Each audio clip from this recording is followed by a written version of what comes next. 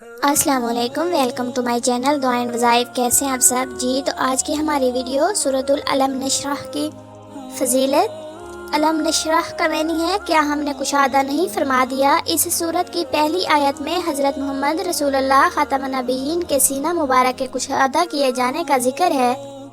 اسی مناسبت سے اس سورت کا نام سورۃ علم نشرح ہے۔ مکہ مکرمہ میں مسلمانوں کو بہت سی پریشانیوں کا سامنا تھا۔ ان حالات میں جب قرآن مجید کی کوئی آیت نازل ہوتی تو اس میں دوسری ہدایات کے ساتھ ساتھ تسلی کا انتظام بھی ہوتا تھا۔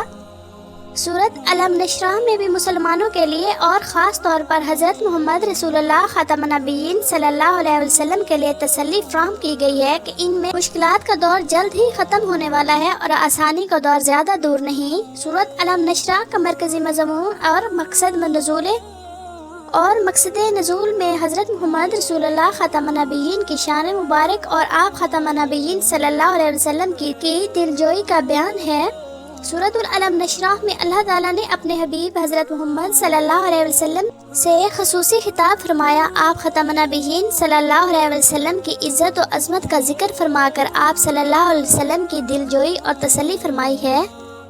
ابتدائی آیات میں حضرت محمد رسول اللہ ختم النبیین پر اللہ تعالیٰ کی جانب سے عطا کی جانے والی 3 بڑی نعمتوں کا بیان ہے۔ اللہ تعالیٰ نے آپ صلی اللہ علیہ وسلم کے سینہ مبارک کو علم و حکمت، ہدایت اور نبوت کے عظیم ذمہ داریاں سنبھالنے کے لیے کشادہ فرمایا۔ اپنی قوم کی جہالت، ظلم اور شرک کو دیکھ کر آپ ختم النبیین صلی اللہ علیہ وسلم پر رنج و غم کا جو بوجھ پڑ رہا تھا، اللہ تعالیٰ نے اس بوجھ کو دور فرمایا۔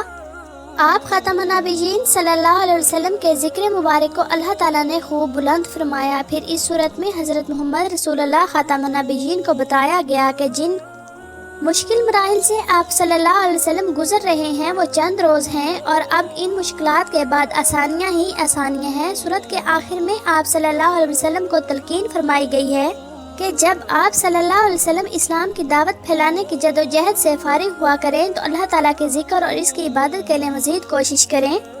سورۃ العلم نشرح ہمارے لیے تسلی بخش ہے کیونکہ ہر مشکل کے بعد آسانیاں ضرور ہوتی ہیں۔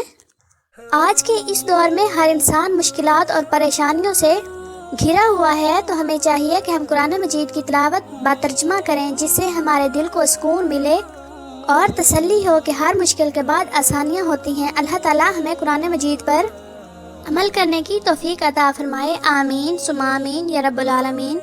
مزید اچھی ویڈیوز دیکھنے کے لیے میرے چینل کو سبسکرائب ضرور کریں، لائکس اور کمنٹس کرنا نہ بھولیں۔ جزاک اللہ خیرا کثیرا۔